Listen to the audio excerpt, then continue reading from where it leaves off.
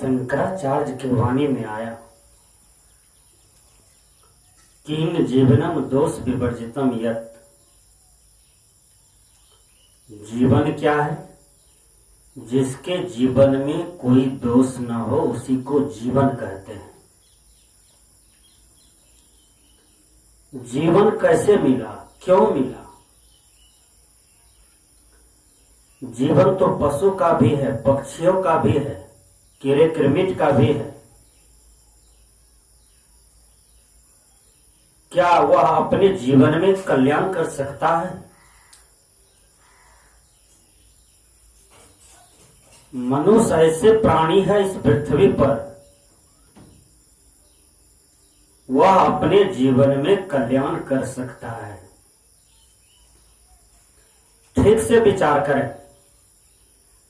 जब से हम जीवन जी रहे हैं, वह जीवन 70 वर्ष का हो कि 80 वर्ष का हो कि 90 वर्ष का हो कि 100 वर्ष का हो कि 100 से ज्यादा हो, लंबी आयु का जीवन जी लें, यह बलिहारी नहीं है। बलिहारी इसमें है कि अपने जीवन में हम कितना सेवा किए, हम अपने जीवन में कितनी साधना किए,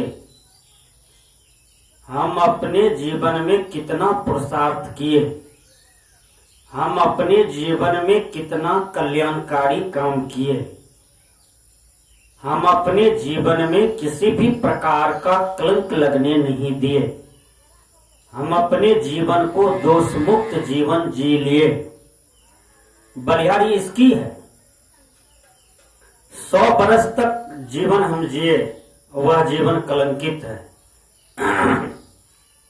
वह जीवन नरकगामी है, वह जीवन में केवल दोष ही भरा पड़ा है। हमें प्रशासन खिदार रही है, हमें पुलिस खोज रहा है,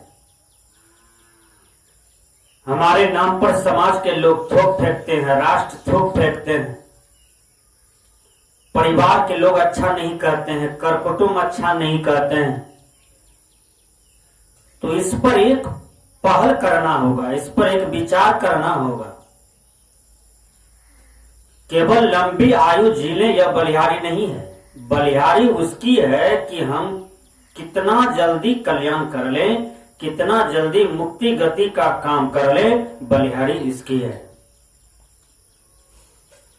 भगवान बुद्ध को वैराग क्यों हुआ? बुद्ध को जब विवेक जग गया, बुद्ध को वैराग हो गया। राजा भर्तरी को क्यों वैराग हुआ? राजा भर्तरी को विवेक जग गया, राजा भर्तरी को वैराग हो गया। स्वामी विवेकानंद को क्यों वैराग हुआ? उनका विवेक जगा, उनको वैराग हो गया। आज हमें भी पल पल में ठोकर लगता है, लेकिन वैराग नहीं जगता है। कई प्रकार की ठोकरें लगती है, लेकिन फिर भी वैराग नहीं जगता है। वैराग का मतलब ये नहीं होता है कि घर द्वार छोड़ करके जंगल में चले जाना और परमात्मा पर ध्यान लगाना, भगवान पर ध्यान लगाना। जंगल जाने की जरूरत नहीं है। काशी, मथुरा, बोलबम, वृंदावन, अयोध्या, जनक नगरी, कहीं जाने की जरूरत नहीं है। आप जहां भी हो, जिस देश में हो, जिस घर में हो, जिस ही व्यवस्था में हो, वहीं वैराग्य होना चाहिए। और वैराग असली क्या है? सबसंग रसिए, सबसंग बसिए, लीजिए सबका नाम, हाजी हाजी कहते रहिए, रहिए अपनी ठाम। संत लोग बताते हैं सबके संग में रहना है। दरपिया मिल जाए, गजपिया मिल जाए, भंगपिया मिल जाए, मांसाहारी व्यक्ति मिल जाए, चोर डकैत मिल जाए, लुच्चे लबड़े मिल जाए, किसी से उलझना नहीं है। सबके साथ विवेक सम्मत व्यवहार करते हुए किसी के साथ अकर्ता नहीं दिखाते हुए, नम्र होकर के चलते हुए और उसी बीच में अपना काम कर लेना है। जैसे कोई सेब खरीदने जाता है और सेब के दुकान में अंडे की दुकान रहता है, मांस की दुकान भी रहता है, बगल में दारू शराब का भी दुकान रहता है, लेकिन उतनी भीड़ में हम सेब खरीद करके चुपचाप अपने घर पर चले आते हैं। उसी प्रकार यह संसार में किसी से उलझना नहीं है। सबसंग रसिए, सबसंग बसिए, सबसे कांधे में कांधे मिला करके चलना है। किसी से नफरत नहीं करना है, सबसे प्रेम पूर्व व्यवहार करना है, सबसे प्यार पूर्वक व्यवहार करना है। सबसंग रसिए, सबसंग बसिए, लीजिए सबका नाम। यदि कोई अपना नाम को ऊंचा देखना चाहते हैं तो उसके पीठ पर 2 बार हाथ थपथपाइए। हाँ भाई, तुमने नाम किया है, तुमने अच्छा किया है, तुमने भला किया है। किसी के नाम को दबाने का प्रयास न करें, तब विवाद पैदा हो जाएगा। उनके पीठ को थपथपाइए और उसको प्रोत्साहन दीजिए। हाँ, यदि गलत किया हो तो उनका विरोध भी नहीं करना चाहिए, लेकिन उसको विवेक सम्मत उसका परिणाम दिखा देना चाहिए कि गलत का परिणाम गलत होता है। कोई गलत कर रहा है, बलात्कार कर रहे हैं, बलात्कार करके किसी को मार दिए हैं, बलात्कार पर बलात्कार करते जा रहे हैं, धन छीनते जा रहे हैं, बेईमानी करते जा रहे हैं, जमीन हड़पते जा रहे हैं लोगों का, तब हम पीठ पर हाथ थपथपावें, इससे दोनों को नरक हो जाएगा। गलत का प्रोत्साहन कभी न दें, चाहे वो किसी भी प्रकार के आदमी हो, और गलत नाम को ऊंचा कभी मत करें, चाहे वो किसी भी प्रकार की आदमी हो। तो सबसंग रसिए, सबसंग बसिए, लीजिए सबका नाम। सबके नाम लेना है, यानी कि सुबह उठे तब चोर का भी नाम लिए, डकैत का भी नाम ले रहे हैं, लुच्चा लबड़ा का भी नाम ले रहे हैं। नहीं, नाम किसका लेना है? प्रभु का लेना है, ईश्वर का लेना है, गुरु का लेना है, जिन्होंने रास्ता दिखाया, जिन्होंने ईश्वर तक पहुंचाया, जिन्होंने ईश्वर भक्ति में लीन कराया। लीजिए सबका नाम। सबके नाम का बलिहारी भी करना है, सबके नाम का कदर भी करना है। यहां संत बताते हैं, हाँ जी कहते रहिए, रहिए अपनी ठाम।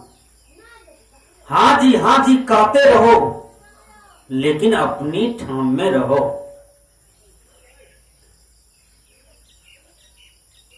अपना ठाम का मतलब क्या है? अपना ठाम का मतलब है कि अपने कर्म को नहीं छोड़ना है, अपने कर्म में लीन रहना है, अपने आप में लीन रहना है, अपनी भक्ति में लीन रहना है, अपनी साधना में लीन रहना है, ध्यान करना है, दान पुण्य करना है, स्तुति विनती करना है। जो गुरु ज्ञान दिए हैं वह गुरु का सेवा करना है, माता पिता का सेवा करना है। जिस परिवार में जन्म लिए, जिन्होंने चलना सिखाया, बोलना सिखाया, हंसना सिखाया, पढ़ना सिखाया, उनका देन हम पर है। उनको भी कुछ अपने हाथ से दें, तभी हमारी बलिहारी होती है। तो हमने कहा सबसंग रसिए, सबसंग बसिए, लीजिए सबका नाम। हाँ जी कहते रहिए, रहिए अपनी ठाम। परमात्मा प्राप्त करना कहीं बाहर, यह गलत है। परमात्मा तो प्राप्त है, शिव तो प्राप्त है, राम तो प्राप्त है, कृष्ण तो प्राप्त है। बुद्ध प्राप्त है, कबीर साहब तो प्राप्त है, केवल उसको आभास करना है, जानना है आखिर वो कहां है, वह बिंदु कहां छिपा है, वह कहां बैठे हैं। किसी को आकाश से उतर करके कोई परमात्मा, खुदा, पैगंबर दर्शन नहीं देता है। यदि ऐसी कोई बातें बोलते हैं तो वह झूठ बोल रहे हैं। आकाश से कोई उतर करके आज तक किसी को दर्शन नहीं दिया है। आकाश में कोई भगवान का घर नहीं है, ऊपर में कोई भगवान का घर नहीं है। भगवान सर्वमान है, सर्वशक्तिमान है, उनकी शक्ति अपार है और वह कहां बैठे हैं तो इसका भी बोध मैं कर देता हूं। वह आपके भीतर ही बैठे हैं, जिसको चेतन कहते हैं, जिसको आत्मा कहते हैं। तो हम 100 बरस की जिंदगी जी लिए, लेकिन परमात्मा का दर्शन नहीं हुआ, ईश्वर का दर्शन नहीं हुआ, ईश्वर को नहीं जान सके, परमात्मा को नहीं जान सके, केवल दुनियादारी कर कुटुंब को संभालने में लगे, उनको जानने का प्रयास किए। यही सबसे बड़ी कमजोरी है। तो हमने कहा किंग जीवनम दोष विवर्जितम यत्, यही मेरा विषय था। जीवन क्या है? जिसके जीवन में कोई दोष ना हो। हमारे जीवन में दोष कब आता है? जब हमारा चिंतन बिगड़ता है, मनन बिगड़ता है, तभी हमारा कर्म बिगड़ता है। जब कर्म बिगड़ता है तो हमारे जीवन में नाना प्रकार के दोषें आता है, और जब दोष आता है तो संसार हमसे घृणा करने लगते हैं, और कलंकित जीवन जीना अच्छा नहीं है। किसी ने कहा था कलंक काजल से भी काला होता है, और कलंकित जीवन हम जीते जा रहे हैं। हमें श्रम लगनी चाहिए। आज देखिए, नेता लोग देश की संपत्ति का घोटाला करते हैं, कुछ संत महात्मा भी देश की संपत्ति को घोटाला करते हैं, दूसरे की मां बहनों के साथ गलत व्यवहार करते हैं। ये नेता लोग, कुछ गलत साधु लोग, कुछ लड़के लोग जो उचक्के स्वभाव के होते हैं, जो दूसरे को छीनने में लगे रहते हैं, तो यह मां भारत की संपत्ति को छीनते हैं, मां भारत की इज्जत को लूटते हैं।